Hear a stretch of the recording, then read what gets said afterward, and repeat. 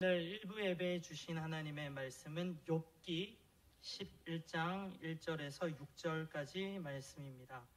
욥기 말씀입니다. 욥기 11장 1절에서 6절까지의 말씀.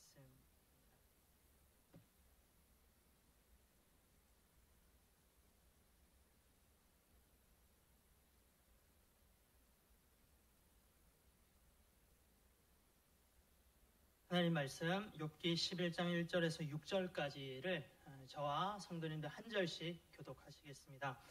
나아마 사람 소발이 대답하여 이르되 말이 많으니 어찌 대답이 없으랴. 말이 많은 사람이 어찌 의롭다함을 얻겠느냐. 내 자랑하는 말이 어떻게 사람으로 잠잠하게 하겠으며 내가 비웃으면 어찌 너를 부끄럽게 할 사람이 없겠느냐.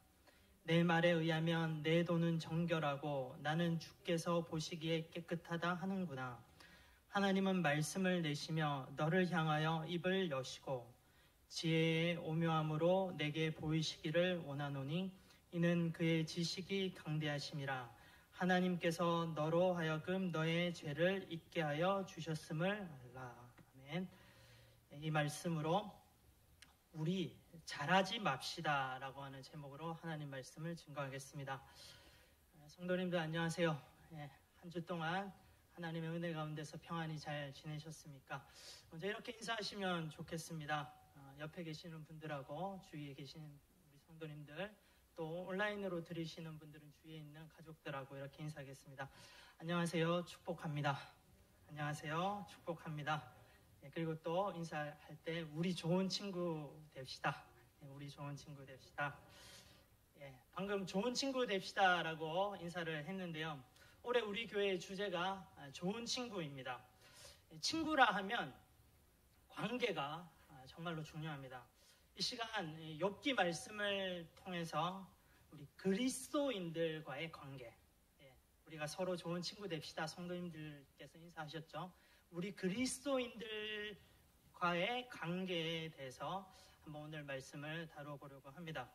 누군가와의 관계가 힘들면 정말로 삶이 힘들어져요. 정말로 삶이 푸석푸석해지는 것 같습니다. 삶이 지치고요. 재미도 없고 어떨 때는 경직되기도 하고 엄청난 부담감이 따라오고 있습니다. 그래서 많은 사람들이 우리 성도들이 이 관계를 회복하기 위해서 무단히 노력을 하고 있습니다. 그런데 문제는 쉽사리 관계가 회복되지 않는다라는 것이 문제입니다.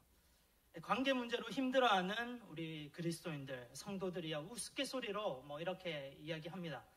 목사님, 관계 회복하는 게 정말로 힘들어요. 예수 안 믿는 사람들이야 술자리 같은 데서 한번 붙고 마시고 또 이렇게 술 정신으로 서로 이야기하다 보면 그 다음날 쉽게 그 관계들이 또 회복되고 서먹서먹했던 것들이 사라지는데 저희들이야 그렇게 할 수 없지 않습니까? 정말로 관계가 어렵습니다. 이렇게 이야기합니다. 지난주에 어떤 집사님하고 대화 중에서도 이 집사님도 이렇게 이야기해요. 어떤 다른 집사님하고의 관계가 지금 서먹서먹해져 있는데 어떻게 하면 이 관계를 회복할 수 있을까요? 쉽지 않습니다. 이런 이야기를 들었습니다. 맞습니다. 우리 교회뿐만 아니라 그리스도인들 모든 교회에서 이 그리스도인들과의 관계에 대해서 많이 고민하고 또 어려워하고 있는 것이 오늘날 우리들이 가지고 있는 실정인 것 같습니다. 깨어진 관계를요 계속 방치해 두는 것은 굉장히 우리 그리스도인들의 영성에 치명적으로 위험하다라는 것을 우리는 알아야 되겠습니다. 왜 그러냐면요. 깨어진 관계에서 우리 성도들, 이런 상태가 계속되면 성도가 예배를 드려도 하나님께 온전히 영광 돌리기도 어려워집니다. 또 예배에 자신이 또 은혜 받기도 어려워지게 됩니다. 하나님께만 집중하면서 예배 드려야 되는데 이 관계들의 문제 때문에 집중이 안 되는 거예요. 그래서 예수님은요, 우리 믿음의 사람들에게 너희들 관계에 문제가 있거든 빨리 관계를 회복하라 라고 말씀을 하셨습니다. 우리 마태복음 5장 23절 24절 말씀 함께 읽어보면 좋겠는데요. 예배 드리기 앞서서 관계 회복하라고 예수님께서 말씀하시는 겁니다. 한번 이 부분 같이 말씀을 읽겠습니다. 시작. 그러므로 내가 제단에 제물을 드리려고 하다가 내 형제나 자매가 내게 어떤 원한을 품고 있다는 생각이 나거든 너는 그 제물을 제단 앞에 놓아두고 먼저 가서 내 형제나 자매와 화해하여라. 그런 다음에 돌아와서 제물을 드려라. 예, 이 정도로 그리스도인들의 관계 회복은 중요합니다. 관계가 회복이 안 되면요, 예배에 은혜 받지 못하고 그리스도인들이 성도들이 예배에 은혜 받지 못하는 것보다 영적으로 치명적인 것이 어떤 것이 있겠습니까? 이런 배경들을 가지고 오늘 본문 말씀을 살펴보고 싶습니다. 오늘 본문 말씀은요, 욥과 소발이라고 하는 친구의 대화입니다. 이 둘 사이에 무언가 관계가 삐걱거리고 있다는 것을 우리는 금방 알 수 있습니다. 소발이 욥에게 하는 이야기를 한번 들어보시면요, 감정이 들어가 있어요. 격한 감정이 들어가 있습니다. 제가 한번 욥기 11장 2절, 3절 이 부분을 세 번역으로 우리 함께 읽어보면 좋겠는데요. 이 소발의 뉘앙스를 한번 좀 잘 생각하면서 읽어보시면 좋겠습니다. 같이 한번 읽어보겠습니다. 시작. 내가 하는 헛소리를 듣고서 어느 누가 잠잠할 수 있겠느냐? 말이면 다 말인 줄 아느냐? 내가 혼자서 큰 소리로 떠든다고 해서 우리가 대답도 하지 못할 것이라고 생각하느냐? 내가 우리를 비웃는데도 너를 책망할 사람이 없을 줄 아느냐? 어떻습니까? 소발에 대한 욥의 대답도 우리가 함께 읽어보고 싶은데, 욥도 지금 굉장히 화가 나 있어요. 욥의 대화에서 이 소발을 공격하고 찌르는 그런 칼이 들어있는 그런 이야기입니다. 욥기 13장 12절 13절 이 부분도 함께 우리가 읽어보면 좋겠습니다. 자, 시작. 너희의 격언은 한낱 쓸모없는 잡담일 뿐이고 너희의 논쟁은 흙벽에 써놓은 답변에 불과하다. 이제는 좀 입을 다물고 내가 말할 기회를 좀 주어라. 결과가 어찌 되든지 그것은 내가 책임지겠다. 지금 우리는 욥과 이 소발의 대화를 살펴보고 있습니다. 이 부분만을 보면요, 이들의 관계가 좋지 않다라는 것을 우리는 금방 알 수 있죠. 그런데 사실 욥과 소발은요, 또 소발을 비롯한 욥의 친구들은 굉장히 사이가 좋은, 서로 사랑하는 친구들이었어요. 욥기 1장 2장을 보면 욥에게 엄청난 고난이 다가오죠. 도적들에게 재산을 빼앗기고 자기의 딸과 아들들이 일시의 사고로 죽임을 당하고 또 몸에는 악성 종기가 납니다. 연속된 재앙이 욥에게 임하고 있어요. 이때 욥을 사랑하는 이 친구들이 욥을 위로하기 위해서 찾아옵니다. 그리고 욥의 친구들이 정말로 대단한 것 같아요. 욥의 옆에서 아무 말도 안 하고 묵묵하게 욥의 곁을 7일 동안이나 곁에서 함께하면서 욥을 지켜줍니다. 욥과 함께 괴로워하고 욥과 함께 아파해 주고 있습니다. 어떻습니까? 여러분들 진짜 사랑하는 친구 한번 떠올려 보세요. 그 친구들이 여러분들에게 이 정도로 정말로 사랑해 줄 수 있다고 자신하십니까? 욥과 그의 친구들은요, 굉장히 서로 사랑하고 신뢰가 깊은 사이였다는 겁니다. 이 얼마나 좋은 친구들입니까? 욥을 진심으로 사랑했던 욥의 친구들의 이 진심을 우리는 어렵지 않게 알 수가 있습니다. 그리고 그들은 서로 사랑하는 것뿐만 아니라 하나님을 또 정말로 사랑하는 그런 사람이라는 것을 우리는 알 수 있습니다. 근데 욥에게 임한 이 고난에 대해서 서로 이야기를 하면서 관계가 조금씩 틀어지기 시작합니다. 욥은 이렇게 말합니다. 왜 나에게 이런 고난을 내가 당해야 되는지 알 수가 없다. 나는 이런 고난을 당한 그 어떤 죄를 짓지도 않았는데 하소연을 하고 있는데, 이 이야기를 듣고 있던 친구들이 욥, 네가 당하는 이 고난이 말이지, 그러면서 그 이유에 대해서 설명을 하기 시작하죠. 그들은 욥의 이유 없는 고난론에 대해서 따끔한 충고와 비판을 이야기하기 시작했습니다. 방금도 살펴보았지만 욥과 그의 친구들 서로 사랑하는 이 부분에 대한 진정성에 대해서는 의심할 여지가 없습니다. 욥의 친구들이 이런 생각을 가지지 않았을까 한번 저는 생각해 보았습니다. 욥을 내가 사랑하는 만큼 내가 이렇게 좋은 친구이니까 이 좋은 친구가 잘못된 방향으로 가는 것을 내가 바로 잡아줘야 되겠다, 이런 생각을 했던 것 같아요. 그렇기 때문에 나는 욥의 나의 좋은 친구이기 때문에 이런 충고들을 하기 시작했을 것입니다. 좋은 친구는 친구가 만약 잘못된 방향으로 나아갈 때 그 길에서 그를 바로 잡아주고 때로는 따끔한 이야기도 하고 그 친구가 바른 길로 갈 수 있도록 도와주는 게 좋은 친구 아니겠습니까? 잠언 27장 17절에도 친구와 관련된 이러한 말씀이 있습니다. 한번 우리 읽어볼까요? 유명한 말씀이죠. 시작. 철이 철을 날카롭게 하는 것 같이 사람이 그의 친구의 얼굴을 빛나게 하느니라. 죄송합니다. 다시 한번 제가 읽어볼게요. 우리 화면은 잘못 나갔는데요. 철이 철을 날카롭게 하는 것 같이 사람이 그의 친구의 얼굴을 빛나게 하느니라 라는 말씀입니다. 좋은 친구란 늘 친구가 듣고 싶어하는 그런 말씀, 이야기들만 하는 친구가 아닙니다.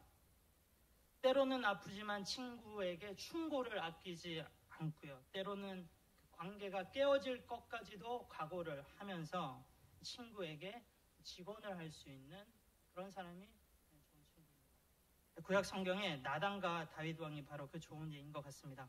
다윗이 죄를 범하고 있을 때 다윗에게 생명을 걸고 직언을 한 그 친구가 바로 나단 선지자 아닙니까?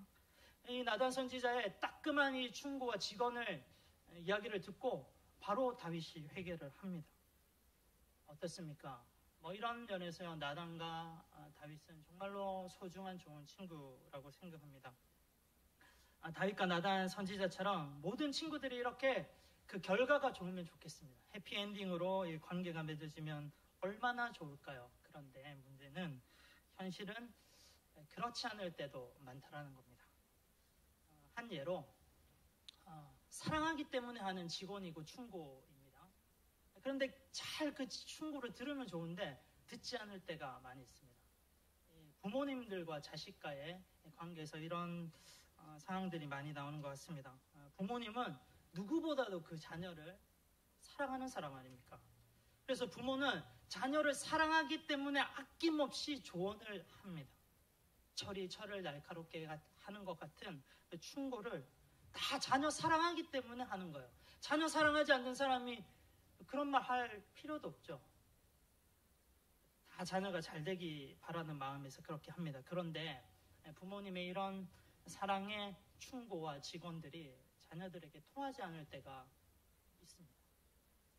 부모님들은 자녀에게 사랑하는 마음으로 하는 말이겠지만 자녀들이 들을 때는 그 말들이 공격적으로 느껴지거나 또 강압적으로 느껴지거나 아니면 어떨 때는 나의 존재까지 자존심까지 상처를 주게 들릴 때가 있습니다. 그래서 심한 부담감을 느끼는 경우가 있습니다.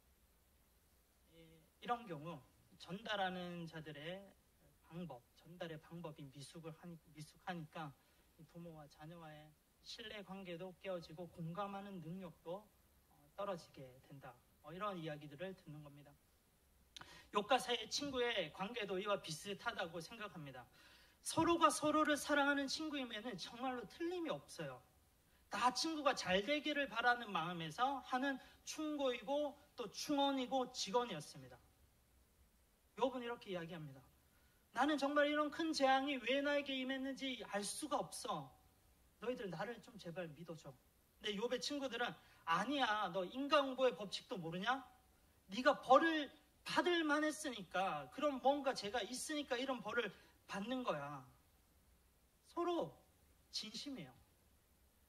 서로 친구들에게 이해를 얻고 싶고 사실을 이야기하고 자기들이 알고 있는 그 부분에 대해서 이야기를 하고 있습니다.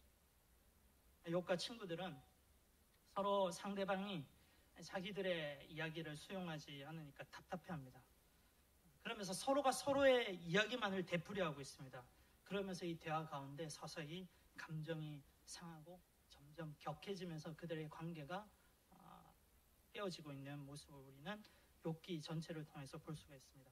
아까 우리가 읽어봤던 욥과 소발의 대화를 한번 기억해 봅시다. 소발이 이렇게 말하잖아요. 네가 하는 헛소리를 듣고서 어느 누가 잠잠할 수 있겠냐? 말이면 다 말인 줄 아느냐? 또 이제 욥이 13장에 이 이야기를 듣고 또 대받아칩니다. 너희의 격언은 한낱 쓸모없는 잡담일 뿐이다. 이제는 입 좀 다물어라. 예. 욥도 친구들도 서로에게 지금 상처 주는 말을 하고 있습니다. 누군가의 말을 들어보면 말은 그렇지 않습니까? 마음에 있는 것들이 그대로 드러나게 됩니다. 마음에 있는 것들이 진심으로 드러나게 되죠. 욥과 친구들은요, 지금 이 순간만큼은 서로 사랑했던 친구들의 관계라고는 전혀 정말 생각이 들지 않습니다. 이상하지 않습니까? 서로 사랑하기 때문에, 또 하나님을 사랑하기 때문에 서로에게 충고하고 건면하고 시작한 대화인데 지금 서로 미워하고 있는 거예요. 사랑이 미움으로 바뀌어버렸어요. 어떻습니까? 이거 본질에서 완전히 벗어나 버린 거 아닙니까? 기독교는요, 또 여러분들 그리스도인이지 않습니까? 우리 그리스도인들은 사랑이 중심이어야 합니다. 이 사랑의 중심이 바뀌어버린다면 본질에서 벗어난 것입니다. 여기에서 우리 그리스도인들은 중요한 사실 하나를 꼭 기억해야 될 것 같습니다. 사랑해야 될 그 어떤 누군가의 대상이 사랑이 아니라 그 본질이 바뀌어서 미워지기 시작하는 마음이 든다면, 그렇다면 그 타이밍에서 우리는 스탑을 해야 됩니다. 이 미움의 마음을 스탑을 해야 되겠습니다. 유기성 목사님의 책 중에 이제 서로 사랑하자라고 하는 한 10년 정도 됐나요? 이 책에 나오는 이야기를 하나 하겠습니다. 어느 목사님께서 교회 초창기 때였는데요, 한 번은 교인들이 그렇게 싸우더랍니다. 왜 싸우냐 싶어서 이제 목사님이 이쪽도 들어보고 저쪽도 이야기를 들어보니까 서로 하는 말이 똑같아요. 그러니까 잘해보려고 싸우려고 했다는 겁니다. 목사님 너무 신경 쓰지 마세요. 이게 다 잘해보려고 그러는 것 아니겠습니까? 그래서 목사님이 가만히 살펴보니까 정말 잘못되자고 싸우는 사람은 한 사람도 없었다는 거예요. 그래서 목사님이 이렇게 그 양쪽 사람들에게 대답을 했다라고 합니다. 이 목사님의 대답이 오늘 설교의 제목이기도 한데요, 목사님이 이렇게 대답하셨어요. 우리 잘하지 맙시다. 잘하려고 싸울 거면 싸우지 말고 그냥 보통만 하는 게 더 나을 것 같습니다. 이렇게 대답을 하라고 합니다. 저는 이 목사님의 말에 어느 정도 동의를 합니다. 만약에 뭐 복음이나 진리 이런 절대적인 부분에 관한 것이라면 뭐 다윗이 골리앗에게 했던 것처럼 우리가 싸워야죠. 절대 뒤로 물러서면 안 되죠. 막 피 흘리기까지 하면서라도 우리는 싸워야 되죠. 그런데 그런 것이 아니라면 싸우지 말고 보통만 하는 게 좋지 않을까, 이렇게 생각을 해봅니다. 사랑하는 성도 여러분, 다시 한번 말씀드립니다. 내 마음에 무슨 일을 함에 있어서 누구든지 간에 이유를 막론하고요, 내가 그 사람을 공격하거나 미워하고 있는 것을 내가 인지하고 또 누가 그런 부분들을 이야기해서 내가 발견을 한다면 정말로 긴장하셔야 돼요. 당장 그 미움의 마음을 스탑시켜야 됩니다. 왜냐하면요, 아까도 말씀드렸죠, 관계가 깨어지는 것은요, 우리 그리스도인들에게 영성에 치명적으로 위험하기 때문입니다. 관계가 깨어지면 예배 은혜도 못 받는 거예요. 치명적으로 위험합니다. 그러면서 우리는 이 스탑하는 거, 이 멈추는 것에 그치지 말고 나와 그 상대방의 관계에 대해서 점검하고 회복하면서 더 앞으로 나아가는 과정을 반드시 가져야 되겠습니다. 이 그리스도인들과의 관계를 점검하고 또 우리가 회복하는 그 몇 가지의 단계를 이 시간 성도님들하고 같이 간단하게 한번 나누고 싶습니다. 먼저는 자기 자신을 뒤돌아봐야 됩니다. 첫 번째 단계, 나 자신을 뒤돌아보는 겁니다. 내가 하고 있는 이 충고와 직언은 정말로 바른 것인가? 나는 완벽한가? 혹시 내가 잘못 생각하고 있는 것은 아닌가? 이런 부분들을 정말로 잘 생각을 해봐야 됩니다. 혹시 남의 눈에 있는 티는 잘 보면서 내 눈 속에 들어있는 들보는 보지 못하는 것은 아닌가? 그러면서 남의 눈에 있는 티를 빼내줄 테니까 가만히 좀 있으라 계속 말하고 있는 내 모습은 아닌가? 한번 이런 부분으로 내 자신을 먼저 점검을 해보는 겁니다. 두 번째 단계인데요. 이제는 나 자신을 봤다면 이제 또 상대방을 이해하고자 해야 됩니다. 상대방을 바라봐야 됩니다. 상대는 왜 내 이야기를 받아들이지 않을까 생각해 보는 거예요. 이 사람의 살아온 배경이나 환경에서 그런 이유들이 있는 것은 아닐까? 이런 점에서 나는 이 사람을 어떻게 이해하면 좋을까?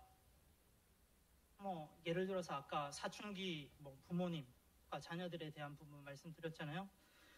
사춘기 부모님들은 다 이런 마음을 가지고 있습니다. 자녀들의 눈높이에서 자녀들의 마음을 이해해 주려고 공감해 주려고 하고요. 자녀들의 지금 상황이 어떤지 발달 성장 과정의 이런 지식적인 부분들도 다 공부하잖아요.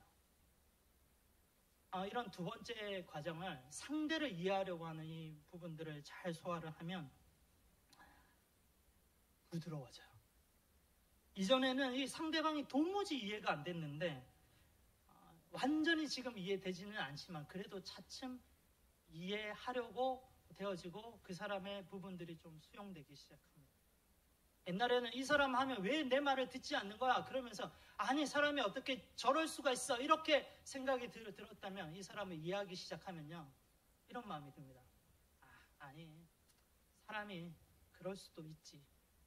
이런 마음으로 바뀌게 된다니까요. 이 세 번째 과정입니다. 이제는 나도 보고 상대방을 또 봤다면 이제는 서로의 단점들, 잘못된 부분들을 가지고 회개를 해야 됩니다. 이 세상에 완벽하고 허물 없는 사람이 어디 있겠습니까? 나도 죄인이고 저 사람도 나와 관계하는 저 사람도 죄인입니다. 나와 상대의 잘못과 허물을 가지고요. 하나님 앞에 죄를 고백하고 회개하는 것입니다. 나 또한 죄인입니다라는 의식이 있으면요. 대화의 자세와 방법이, 대화의 온도가 완전히 달라집니다. 겸손해져서요. 이전보다 한층 더 부드럽게 그 상대방에게 다가가는 것을 우리는 알 수 있습니다. 그리고 또 당신도 죄인입니다 라고 하는 이런 의식이 있으면 상대를 긍휼히 여길 수 있어요. 불쌍히 여기는 그런 마음, 상대에 대해서 안타까워하는 그런 마음이 생기게 됩니다. 그러면서 나와 상대를 위해서 하나님 앞에 회개하는 이 과정이 꼭 필요합니다. 네 번째인데요. 네 번째 단계는 다시 관계를 맺어야 되는 거예요. 이 부분이 진짜 제일 힘든 것 같아요. 상대가 나에게 먼저 다가왔으면 좋겠지만 그렇지 않을 가능성이 훨씬 더 크죠. 누군가의 희생이 필요합니다. 누구의 희생이 필요할까요? 내가 먼저 다가갈 수 있어요. 이게 진짜 어려운 거예요. 내가 먼저 다가갔다가 또 저 사람이 나를 거부하면 어떨까? 내가 또 상처 입으면 어떨까?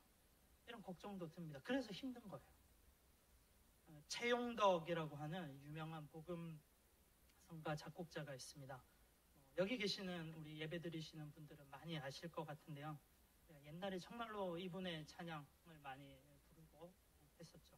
낮엔 해처럼 밤엔 달처럼 가서 제자 삼으라 나의 힘이 되신 여호와여 이런 주옥과 같은 복음성가를 작곡하신 집사님입니다.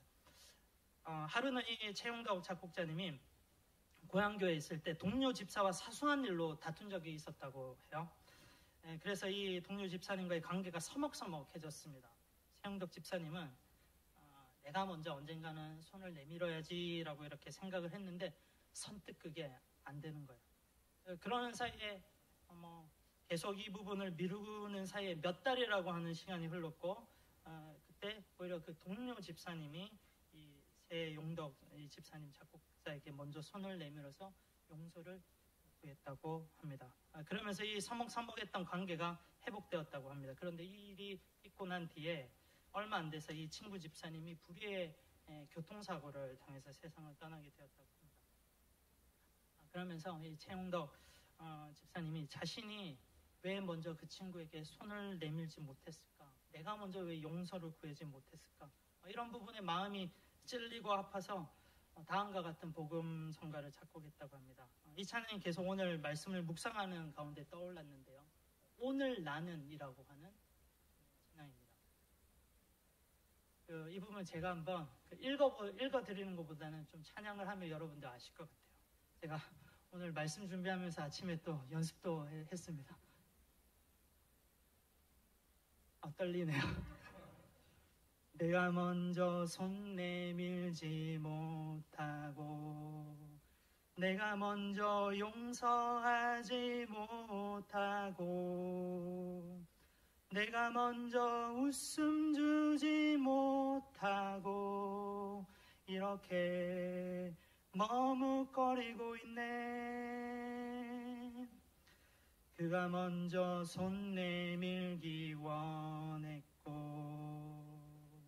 그가 먼저 용서하길 원했고 그가 먼저 웃음 주길 원했네. 나는 어찌 된 사람인가. 이러면서 후렴으로 넘어가죠. 그러면서 이 최 집사님이 관계 회복에 대해서 적극적이지 못했던 자신을 뒤돌아보면서 회개하는 이 내용들이 이 복음성가에 잘 드러나고 있습니다. 제가 이 부분을 왜 이렇게 말씀드렸냐면요. 관계를 회복하고 관계를 다시 맺는다라고 하는 게 이만큼 어렵다는 겁니다. 이만큼 어려우니까 나는 안 돼, 난 못해. 그렇게 하시면서 관계 회복하시는 것을 포기하시겠습니까? 관계가 회복 안 되면 우리 영성이 치명적으로 죽어나가는데요. 포기하시겠습니까? 포기하시면 안 되죠. 그렇기 때문에 힘들고 어렵고 정말로 나로서는 어려운 불가능한 일이야 라고 생각하지만 그렇기 때문에 더욱더 우리는 성령의 능력을 의지를 해야 됩니다. 내 자아로는 할 수가 없는 일이에요. 내가 못하니까 예수님의 은혜, 성령님의 은혜를 우리는 붙드는 거 아니겠습니까? 누군가의 관계를 회복한다는 것은 정말로 큰 에너지가 필요합니다. 내 자아로 이게 쉽지가 않아요. 기도하면서 성령의 능력을 의지하지 않고서는 예수님의 능력으로 준비되지 않고서는 관계 회복하는 게 쉽지가 않습니다. 십자가 앞에 내 자신을 죽이고 나의 자아를 다 내려놓고 다 내 자아를 십자가 앞에 못 박고 성령의 능력과 은혜만을 의지해야 되겠습니다. 그러면서 십자가의 복음을 묵상해야 됩니다. 그러면서 예수님의 그 죽으심과 희생을 생각해야 돼요. 예수님의 그 낮아지심을 생각해야 됩니다. 그리고 결단하면서 나아가는 겁니다. 예수님께서 사실은 우리와 원수 되셔서 우리와의 관계가 완전히 끊어졌는데 하나님과 우리와의 관계가 예수님께서 이렇게 낮아지시고 먼저 다가와 주셔서 우리가 이렇게 다시 관계를 회복하고 하나님과의 자녀로서 우리는 살아갈 수 있습니다. 기독교는요, 이론으로만 끝나는 게 아니에요. 우리의 삶에서 내가 알고 있는 부분이라면, 내가 부족한 부분, 못하는 부분이라면 그것을 붙잡고 성령님께 의지하고 실제로 우리의 삶으로 결단하면서 나가야 되는 겁니다. 기독교는, 그리스도인들은 예수님이 보여주신 이런 용서와 사랑, 관계의 회복 없이는 정말로 아무것도 아닙니다. 우리 인간의 힘으로 이 일을 할 수 없습니다.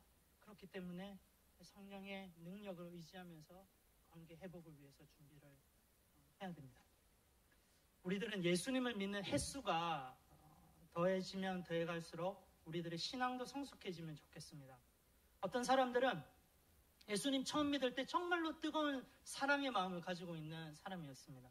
근데 신앙의 경력의 횟수가 1년, 2년, 3년 쌓이기 시작하면서 늘어남에 따라서 오히려 신앙의 그 사랑의 마음은 퇴보하는 것 같아요. 사랑이 식어지는 그런 사람이 있습니다. 정말로 가슴 아프고 안타까운 일이 아닐 수 없습니다. 사도 바울은 예수님과 인격적인 만남이 있고 날마다 그는요 더욱더 성숙해져 갔습니다. 초창기 사도 바울은 예수님을 믿는 뜨거운 절실한 이런 신앙인이었지만 그래도 혈기가 있었고요. 자기 자아가 무척이나도 강했습니다. 그래서 덕스럽지 않을 때도 있었어요. 그 대표적인 예가 자신의 스승이라고 할 수 있는 바나바와 다투었던 일이라고 할 수 있습니다. 2차 선교여행 때 바울과 바나바가 이 마가라고 하는 사람을, 젊은 청년을 선교여행에 데리고 갈지 안 갈지에 대해서 이 문제로 심하게 서로 다투었어요.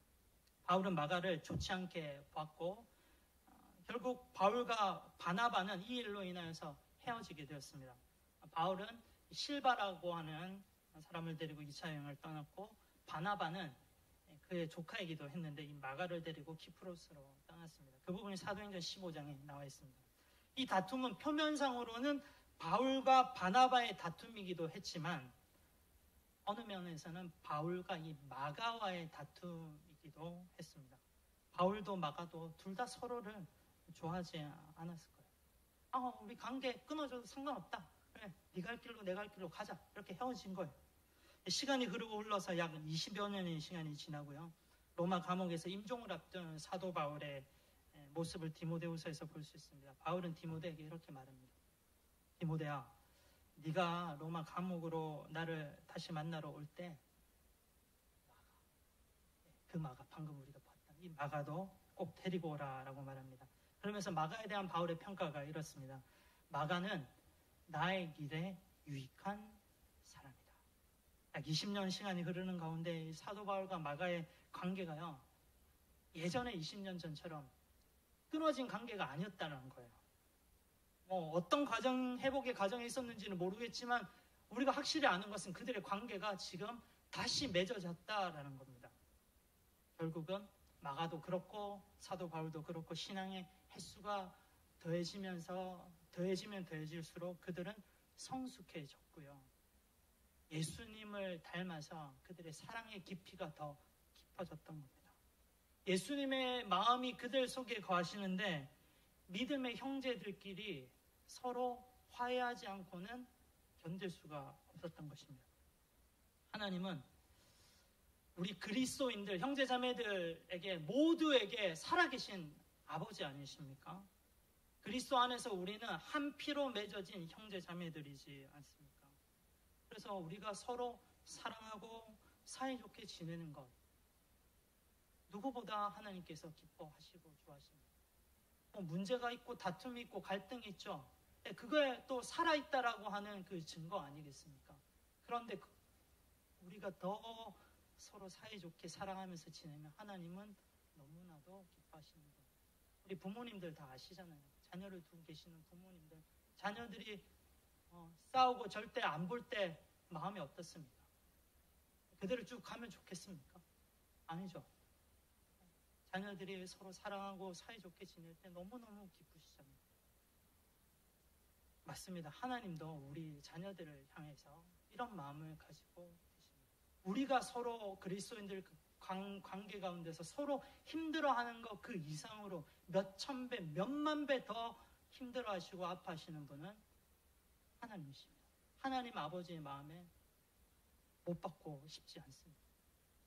그래서 욥기 후반부에 가면요, 하나님은 사랑하는 자녀들이 서로 잘 지내고 사랑하기를 원하셔서 이 가운데 중재를 하십니다. 욥과 친구들 사이에 중재를 하세요. 욥기 42장에 욥과 친구들은 하나님의 음성을 들으면서 자신들의 교만했던 모습을 회개합니다.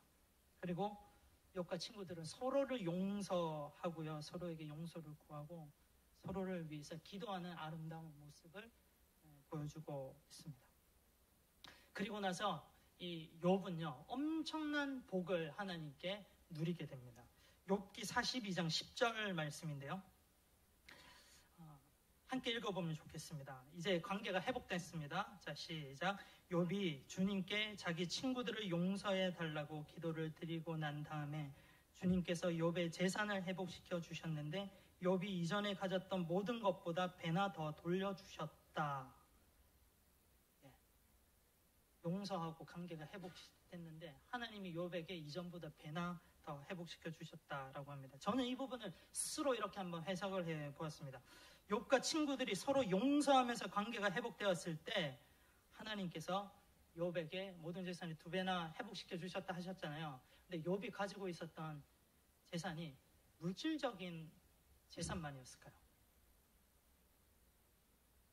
친구라고 하는 존재. 예. 어떤 사람들 말하잖아요. 내 인생의 성공은 지금 뒤돌아보실 때 나와 함께하는 친구가 한 명 있으면 나는 성공한 사람이다. 말하잖아요. 수천억, 수백억 금은부화보다 그 친구가 더 소중한 재산 아닙니까? 사랑하고 하는 친구가 내 옆에 있다라는 것보다 더 큰 재산이 있을까요? 그러니까 욥과 그의 친구들의 관계가 예전보다 2배는 더 가까워졌고 더 깊어졌다라고 하는 뜻은 아닐까요? 제가 한번 이렇게 해석을 해봤습니다. 사랑하는 성도 여러분, 2022년 우리 교회 주제는 좋은 친구입니다. 혹시나 우리 믿음의 형제 자매들 간의 관계가 힘들어서 서로 서먹서먹한 자들 계십니까? 올 한 해 우리 믿음의 형제 자매들의 관계가 회복되고 그래서 예전보다 더욱더 끈끈해지기를 기도합니다. 예전보다 2배는 더 친해지시면 좋겠어요. 그래서 믿음의 친구로, 기도의 짝으로 이전보다 더욱더 사랑해서 서로를 위해서 기도하며 평생 이 관계가 유지되시면 좋겠습니다. 그러면서 더욱더 성숙해져서 성장하고 우리 하나님 아버지께 정말로 기쁨이 되는 저와 여러분들 되기를 간절히 기도합니다.